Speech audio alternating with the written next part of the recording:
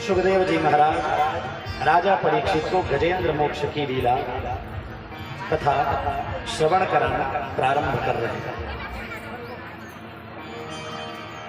सुखदेव जी कहते हैं, राजन आसीत् गिरिवरो राजन त्रिकूट इति विश्रुतः क्षीरोदेनावृत श्रीमान् योजनायुतमुच्छ्रितः। आसीत् गिरिवरो राजन त्रिकूट इति विश्रुतः।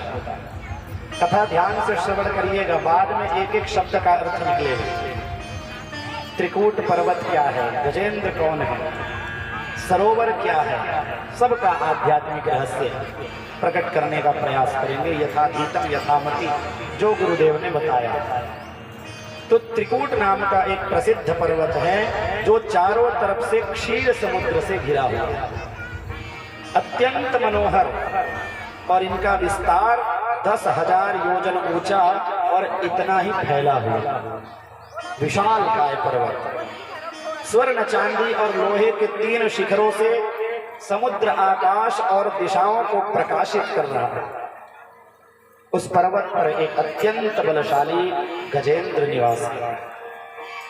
गजेंद्र की अनेकों पत्नियां और अनेक पुत्र पुत्रियां हैं, और उस पर्वत में जितने भी अन्य पशु पक्षी हैं वो सभी गजेंद्र की कृपा प्रसाद से ही जीवित रहे हैं।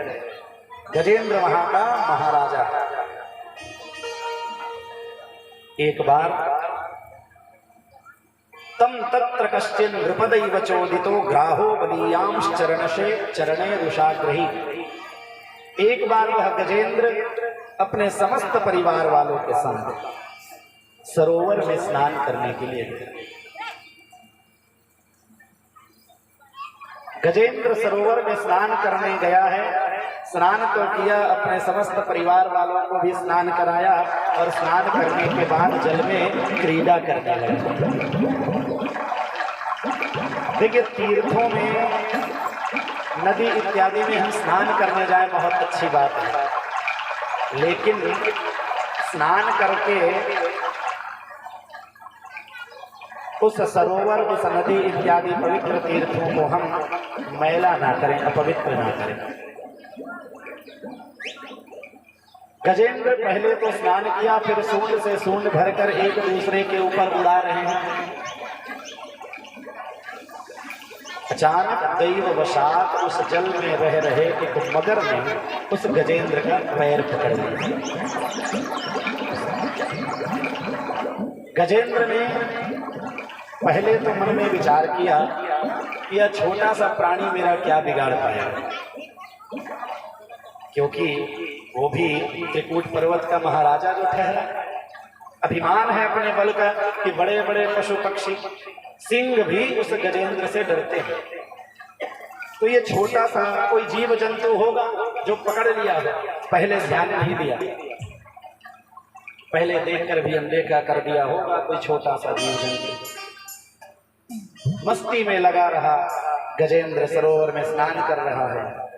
जब बहुत देर हो गया, उस मगरमच्छ ने छोड़ा नहीं, तब गजेंद्र को लगा कि हो सकता है कोई बलशाली जीव हो, और फिर अपने आप को जब छुड़ाना चाहा है तो जल राशि में निवास करने के कारण, और वो भी विशाल काय मगरमच्छ था, इसलिए गजेंद्र छुड़ा नहीं पा रहे। अनेकों प्रयास किया, पहले तो अपना पूरा बल लगाया। एक एक कथा ध्यान से श्रवण करिएगा, एक एक वाक्यों का हम बाद में आध्यात्मिक रहस्य प्रकट करेंगे।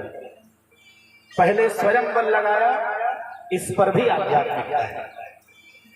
पहले खूब अपने बल का प्रयोग किया, क्योंकि अभिमान है बल का। उसके बाद जब थक हार गया तो अपने परिवार वालों को बुलाया। उनकी पत्नियों ने सहायता किया, सूंड से सूंड फंसाकर उनको बाहर निकालने का प्रयास कर रहे हैं, लेकिन कई दिन बीत गए। कभी गजेंद्र बाहर आता तो कभी मगरमच्छ पुनः खींच लेता, लेकिन युद्ध विराम नहीं होता। अंत में परिवार वालों ने विचार किया, उनकी पत्नी पुत्रों ने विचार किया कि इनके चक्कर में हम कब तक रहेंगे, न जाने ये युद्ध कब तक चलेगा। और देख रहे हैं कि समस्त परिवार वाले भी मिलकर इस संकट से पार नहीं पा रहे हैं। तो उनकी पत्नियां और पुत्र पुत्रियां इत्यादि ने उनका त्याग करके कहे कि चलो कम से कम अपना जीवन तो बचाया जाए।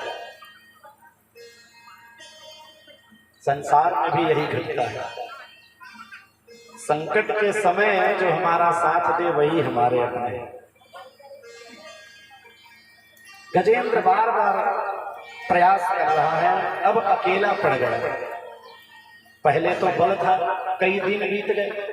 आप विचार करिए, मगरमच्छ को तो जल में आहार मिल रहा है क्योंकि वो जल का प्राणी है, लेकिन गजेंद्र थल का प्राणी है।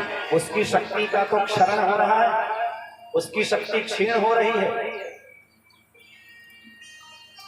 लेकिन व्यक्ति पहले अपने बल का प्रयोग करता है, फिर अपनों का बल प्रयोग करता है, और जब थक हार जाता है तब जाके प्रभु को याद करता है।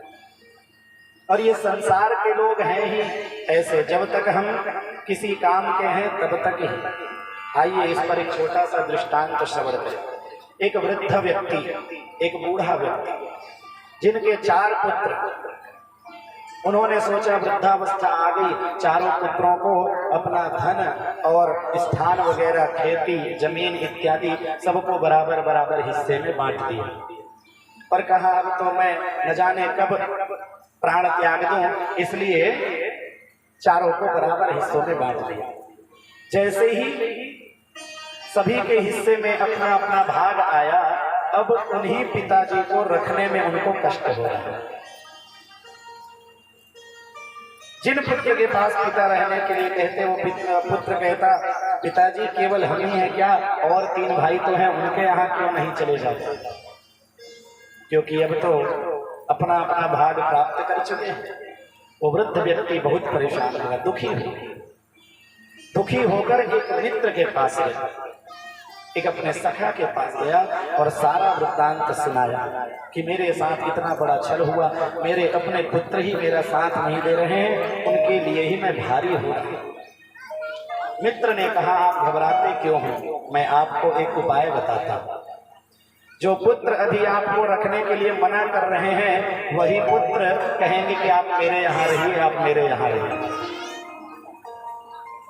मित्र ने कहा मैं आपको एक संदूक देता हूं, एक बक्सा देता हूं, संदूक, उसे ले जाकर आप अपने पुत्रों के पास कहिएगा कि मेरे जीवन में मैंने कुछ अलग से धन बचा कर रखे थे, वो इस संदूक में रखा है, अब मैं अपने बुढ़ापे काल को तीर्थों में बिताना चाहता हूं, बस आप इतना कह दें। उस वृद्ध व्यक्ति ने अपने परिवार में पुत्रों के पास जाकर इतना ही कहा कि मैं इस संदूक में अलग से धन बचाकर रखा हुआ था, अब मैं अपने अंतिम समय को तीर्थाटन में बिताना चाहता हूं, इसलिए इस संदूक में जितना भी धन है उसको ले जाकर अब मैं तीर्थाटन करूंगा।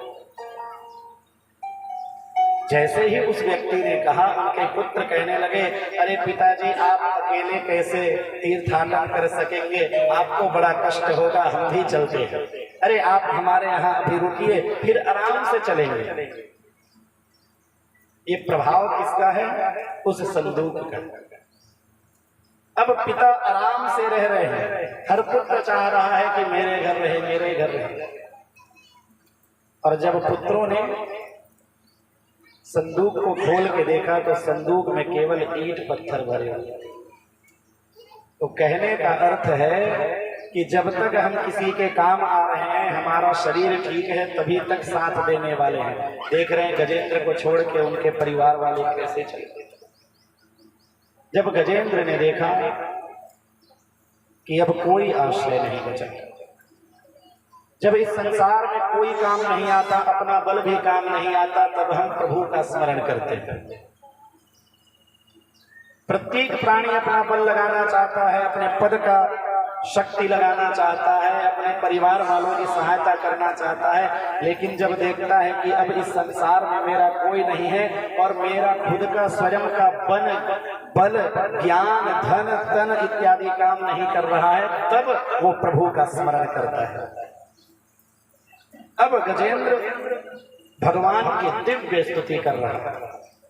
अब उन स्तुतियों को अर्थ श्रवण करने से पहले एक बार हम सब भी गजेंद्र बनके भगवान श्री नारायण के श्री चरणों में अपनी श्रद्धा सुमन भजन के माध्यम से अर्पित करें, क्योंकि आप में से कुछ लोगों का ये आदेश है कि महाराज जी थोड़ा आप भी भजन गुनगुनाया करिए, तो हम प्रयास करेंगे आप सबको भजन सुनाने। और ये भजन प्रत्येक प्राणी के लिए है। आइए बड़े प्रेम से, और जो माताएं भगवान को भेंट ले आई हैं वो अब भजन के समय आप अपना भेंट भगवान को अर्पित कर सकते हैं। फिर उसके बाद हम गजेंद्र मोक्ष का अर्थ भी समझेंगे, क्योंकि आगे कठिन होने वाला है, इसलिए भजन के माध्यम से पुनः चैतन्यता लाने के लिए भजन। पकड़ लो हाथ बनवारी, नहीं तो डूब जाएंगे। सभी लोग धीरे धीरे ताली बजाते हुए, नहीं तो डूब जाएंगे, हमारा कुछ न बिगड़ेगा।